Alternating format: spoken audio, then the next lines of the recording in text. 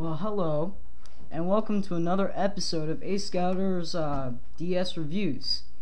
Okay, today I'm going to review a kind of a fairly new game, which is kind of new for me. So let's see how this goes. I picked up a copy of Ninja Gaiden Dragon Sword for the DS.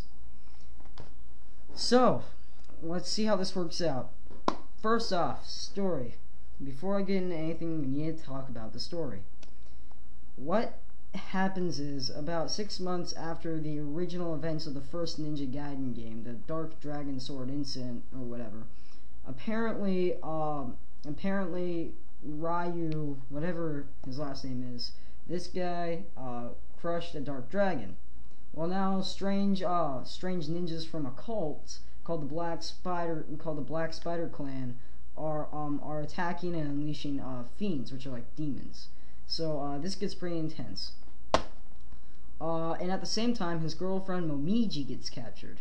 So of course he's gonna be a little pissed. Yes. So let's go ahead and get some screenshots in here. Alright, so the first thing you're gonna notice is that you play the game not like this, but like this, like a book. So I thought that was kind of interesting. Here it comes. In the beginning, we're gonna skip the whole story here. Alright, so we have a mystery button. And it does have Nintendo Wi-Fi, but not like what you're thinking. The Nintendo Wi-Fi on this is for the rankings. And yes, there are rankings because you can earn up to combos in this game. And so I thought that was really neat. You can earn combos up in this, thus giving you more incentive to wipe the floor with more bad guys. Got options and everything. Alright, so now let's look at some gameplay. Okay, one word, wow. Holy shit, except that's 2 words.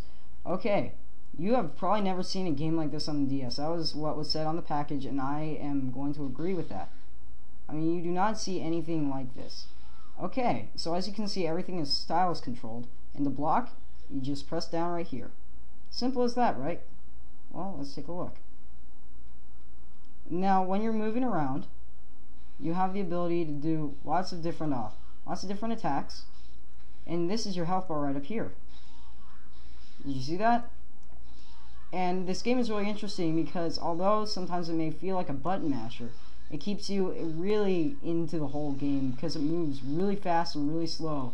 You let your guard up for 1 second and your enemies will be all over you faster than the paparazzi on Britney Spears on a Saturday. Whew. Right, you also have the power to do spells. Check this out. You use a spell and you can tap any one of these. So I like this one. Let's try this one. And check this out. You can then control the spell usually with your stylus, and it will do devastating amounts of damage to your enemies. You can also do ultimate attacks like this. By rubbing your stylus like this, your guy can go all Chuck Norris on your enemies. And as you can see, it changes, it utilizes also the microphone. You see these? Yeah, well, you get the idea. And a lot of times, though, you're going to find that your spells, you're not going to be able to use them as often as you want, because unfortunately, you can only use one spell up until you find another red orb, which increases your ki.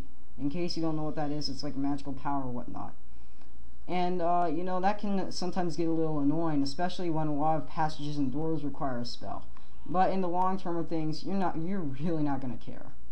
This is how much money you have. I mean, you can use money. This is essence. You can get that from killing enemies. Lots and lots of enemies. You can also buy things to increase your health bar.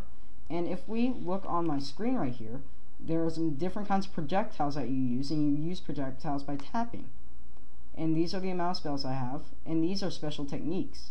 This is the level of the Dragon Sword. And this is the title chapter of these. No one knows what they're to. What could these be for? I know the answer, but gonna leave you guessing. So, this game obviously utilizes some really new ideas. I mean, this is really what I think the developers for the DS had in mind. when they first made it.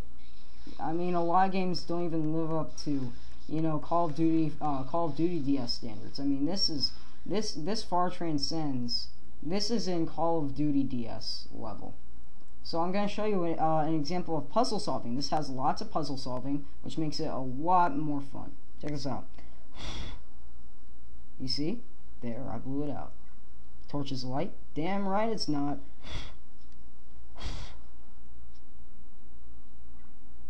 Nice. So now we can open the door. Or not. Okay, now this is an example of some problem solving you'll come into. We can use the fire spell to relight the torches so now they're red. I mean, you don't see this kind of quality in games. You really don't, and that's a damn shame because the DS has this kind of potential. Every game should be like this, in my mind. Or not like this, but you know what I mean. Just the quality of the game. And okay, I'm going to show you something else. Okay, now what I just did, I just faced off an enemy, and sometimes you'll come across areas that are just like this, where the door is sealed off, and you'll be forced to fight X amount of enemies in order to progress. Now, this usually indicates either introduction of a new enemy or something else. I mean, usually they're a big deal. And as you can see, this game combat can get pretty crazy. I mean, just look at this. Yeah, I think the game speaks for itself here a little bit. This is prime stuff. If you're looking for a good game, this is probably the game to get it. All right, now I don't have an image on file, but I'm going to go ahead and say something about this game. This game, well, it kind of progresses. It kind of progresses in a very peculiar way. Every so often, the whole purpose of the game is to defeat a boss and get a dark dragon stone. Now, when you beat an enemy with a dark dragon stone in it, you open up an area you can open up a new portal in the chamber, or it's just this giant kind of portal world that leads you to a totally different level. And that's really kind of cool because it feels like you start off in the village. And then you can go into a portal and then jump to any level that you've unlocked so far. By being the boss, you unlock a new level. That's how it works. And I mean, this is what the DS should be doing. This kind of stuff. Nothing else.